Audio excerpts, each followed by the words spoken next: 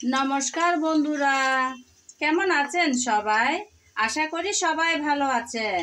এখন তো শীতের মৌসুম। এই শীতের সিজনে কিন্তু নানান ধরনের সবজির পাশাপাশি ফুলকপি দারুণ একটা জায়গা দখল করে নিয়েছে সবার, তাই না বন্ধুরা? আর সেই ফুলকপি দিয়ে মজাদার একটা পাকোড়া রেসিপি নিয়ে চলে আসলাম আপনাদের সামনে। চলুন তাহলে রেসিপিটা আমি কিভাবে বানালাম তা দেখে নেওয়া যাক। পাকোড়া বানাবো বলে আমি এখানে ফুলকপি কেটে নিয়েছি, ধুয়েও নিয়েছি। প্রথমে আমি পরিমাণ মতো লবণ আর হলুদ দিয়ে সিদ্ধ করে নেব। সিদ্ধ করব বলে চুলায় আমি আগে থেকে পানি বসিয়ে দিয়েছিলাম। পানিতে ব্লক চলে আসছে, তাতে আমি সামান্য পরিমাণ লবণ দিয়ে দিলাম। এখন দিয়ে দিচ্ছি হলুদ। লবণ আর হলুদ দেওয়ার পরে এখন দিয়ে দেব ফুলকপিগুলো।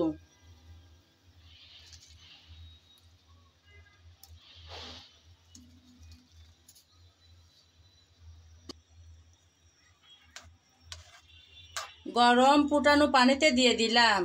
কিছুক্ষণ নেড়ে চেড়ে আমি ফুলকপি সিদ্ধ করে নেব। কিছুক্ষণ নেড়ে চেড়ে আমি ফুলকপি ভালো করে সিদ্ধ করে নিলাম। এখন গরম পানি থেকে তুলে নেব। ফুলকপি সিদ্ধ করে তুলে নিলাম। ফুলকপি ঠান্ডা হতে হতে ততক্ষণ আমি একটা ব্যাটার বানিয়ে নেব।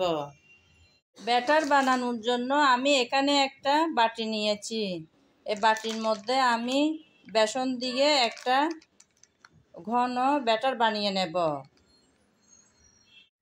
বাটিটাতে আমি প্রথমে বেসন নিলাম। বেসনের উপর প্রথমে দিয়ে দিলাম মরিচের পাউডার, তারপর দিলাম হলুদ, তারপর স্বাদ মতন লবণ, তারপর দিয়ে দিলাম জিরা, ধনিয়া, গরম মশলা সব একসাথে গুঁড়ো করা পাউডার। তারপর আমি একটা ডিম ভেঙে রেখেছিলাম, সেটা উপরে দিয়ে দিলাম। আপনারা চাইলে পানি দিয়েও গুলতে পারেন।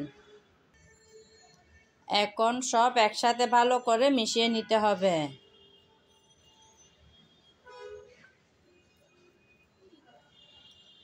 এখন যতটুকু পানি লাগবে আমি ঠিক ততটুকু পানি দিয়ে দেব।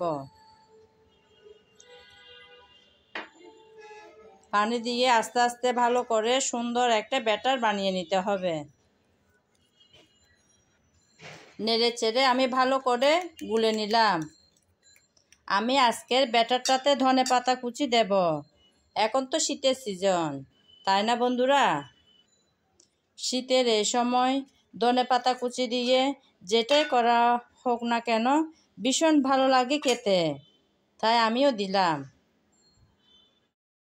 ধনেপাতা কুচি দিয়ে আবারও ভালো করে একটু নেড়েচেড়ে মিশিয়ে নিতে হবে। আপনাদের যদি ধনেপাতা ভালো না লাগে তাহলে ধনেপাতা ছাড়াও এই রেসিপিটা করা যায়, তাও কিন্তু খারাপ হবে না খেতে। আমি ভালো করে নেড়েচেড়ে মিশিয়ে নিলাম। এখন রেসিপিতে চলে যাব। ফুলকপিগুলো ঠান্ডা হয়ে গেল। এখন আমি একটা একটা ফুল ব্যাটারে দিয়ে তারপর গরম তেলে ছেড়ে দেব। পাকোড়া ভাজার জন্য চুলায় আমি আগে থেকে তেল বসিয়ে দিয়েছিলাম, তেল গরম হয়ে গেল। এখন আমি রেডি করা ব্যাটারে ফুলকপি এভাবে দিয়ে দিলাম। একটা কাঁটা চামচের সাহায্যে ভালো করে নেড়েচেড়ে ব্যাটারে এভাবে ডুবিয়ে নিলাম। সেই কাঁটা চামচের সাহায্যে এখন আমি তেলে ছেড়ে দেব।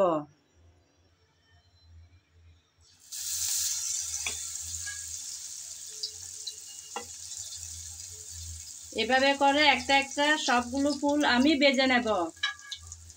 বন্ধুরা, রেডি হয়ে গেল মজাদার আজকের ফুলকপির পাকোড়া।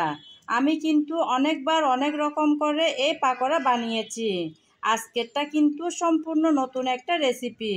আপনারা চাইলে একবার ট্রাই করতে পারেন। অনেক মজার হয় কিন্তু এই রেসিপিটা।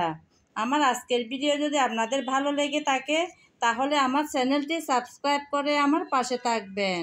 আর যদি ফেসবুক পেজে দেখে থাকেন তাহলে পেজটি ফলো করে দেওয়ার অনুরোধ রইল। আজ এ পর্যন্ত। সবাই ভালো থাকবেন। নমস্কার।